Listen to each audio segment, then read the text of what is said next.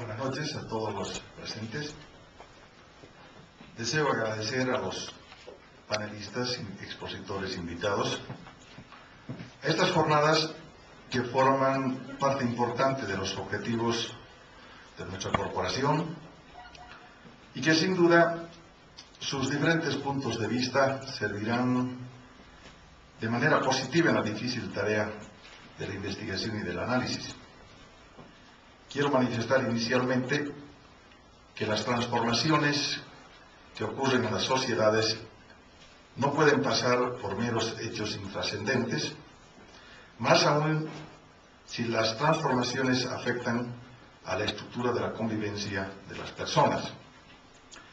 El tránsito legislativo en el que nos encontramos con la aplicación directa de la nueva Constitución Política del Estado, sin vacatio legis, nos lleva a que de manera inmediata nos propongamos realizar un análisis profundo, crítico y complejo de la actual circunstancia en la que nos toca vivir a todos los bolivianos. La Academia Nacional de Ciencias quiere esta vez incursionar en un campo que le es familiar, no solo por su tradición en la investigación y el logro de sus objetivos, sino porque todos somos partícipes y actores de un escenario muy pocas veces visto en el ámbito jurídico, el de estar regidos por un nuevo ordenamiento jurídico constitucional. Con todo lo que significó su concepción, sus debates, su aprobación y posterior promulgación, nos deja un amplio espacio para que podamos expresarnos, y en esta oportunidad por quienes han sido actores directos e indirectos del proceso en que vivimos. Decir que a través de las presentes jornadas se analizarán las principales transformaciones y cambios que el moderno constitucionalismo está encarando con todo entusiasmo en la actualidad. Nos encontramos ante la posibilidad de poder afirmar sin ambajes que hemos ingresado en una de las transformaciones fundamentales ocurridas en el Estado de Derecho.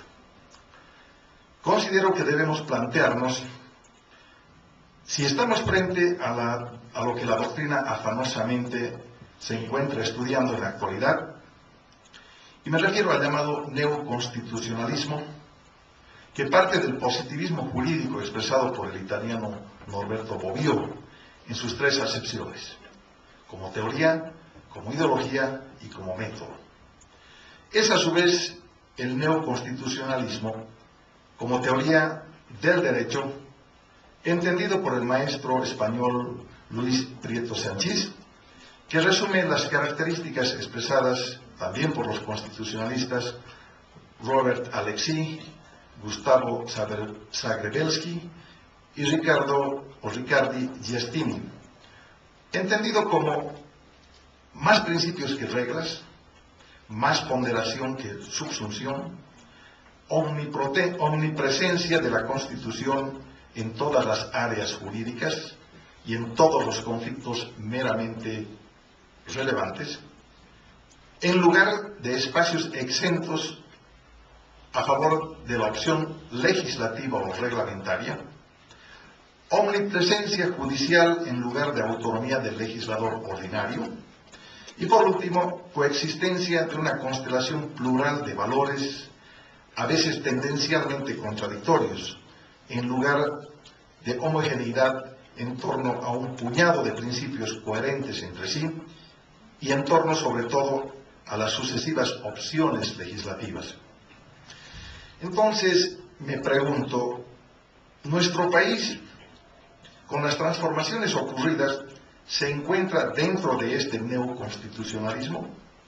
¿O simplemente estamos en sus umbrales? ¿O en definitiva hemos dado origen a una nueva teoría constitucional en la que nos falta todavía mucho camino por recorrer? ¿O nos encontramos en un desorden jurídico con muchas incoherencias y que su expresión práctica será imposible de aplicarla, mereciendo por lo tanto una urgente revisión? Todas estas interrogantes esperamos puedan ser en parte respondidas con la versación jurídica de eventos de esta naturaleza o de otros similares. Afirmaba anteriormente que estamos asistiendo a las transformaciones del Estado de Derecho y que según el constitucionalista italiano Luigi Ferrajoli, este se encuentra en crisis. Si nos atenemos a la doctrina de Ferrajoli, este señala que se dieron en el tiempo tres transformaciones fundamentales del Estado de Derecho. Una primera denominada derecho premoderno, más jurisprudencial y doctrinal que el legislativo, donde no existía un sistema unitario y formalizado de fuentes positivas, sino de una pluralidad de fuentes y ordenamientos procedentes de instituciones diferentes y concurrentes: el imperio, la iglesia, los príncipes, los municipios, las corporaciones, ninguna de las cuales tenía el monopolio de la producción jurídica. Una segunda transformación que nace con la forma legislativa del Estado de Derecho, en el momento en que esta instancia alcanza realización histórica, precisamente con la afirmación del principio de legalidad, como criterio exclusivo de identificación del derecho válido y aún existente con independencia de valoración como justo. Una tercera transformación luego de la Segunda Guerra Mundial, pasando por las constituciones de Italia de 1947, de Alemania de 1949 y de España de 1978, que implica la conformidad de la ley con las reglas y principios constitucionales y el poder de los tribunales constitucionales de poder declarar la invalidez de las leyes contrarias a la Constitución. Estos modelos están en crisis, como afirma Ferrajoli, porque se manifiestan formas de regresión a un derecho jurisprudencial de tipo premoderno, anotado precedentemente. Por un lado, el colapso de la capacidad reguladora del Estado y del retorno al papel creativo de la jurisdicción, y por otro lado, la pérdida de la unidad y coherencia de las fuentes y la convivencia y superposición de diversos ordenamientos concurrentes, a más de la inflación legislativa y la disfunción del lenguaje legal. No pretendo ahondar en la doctrina que sobre el particular existe. Desde luego deseo simplemente recalcar que la Constitución es un texto para todos, de aplicación general, y que busca que los valores, principios y reglas que contiene sean de observancia inexcusable. El texto que tenemos como Constitución escrita, rígida, visible, no puede abarcar en detalle a todos los aspectos y situaciones de un país. No se puede tener una Constitución omnipresente y con una cosmovisión íntegra y hasta reiterativa. Para eso están los valores, los principios y las reglas de ella. Me parecería que la actual Carta Magna contiene un vademecum de estándares desunificados, que no es el cuerpo legal de lege ferenda que hubiéramos querido tener. Esto debido a la falta de consensos en la visión de país o en los principios, olvidando que en caso de colisión entre estos, el más coherente es el que lleva aplicación primaria. Y, en definitiva, desde mi particular punto de vista, por una ausencia de conformidad de voluntades totales con la búsqueda del desinterés general que puso en peligro la integridad nacional. Como podemos ver en este panorama, nos embarcamos en un cambio constitucional integral sin haber analizado a conciencia dificultades estructurales y a veces detalles. No se produjo un balance sobre la conveniencia de reformar total o parcialmente la Constitución.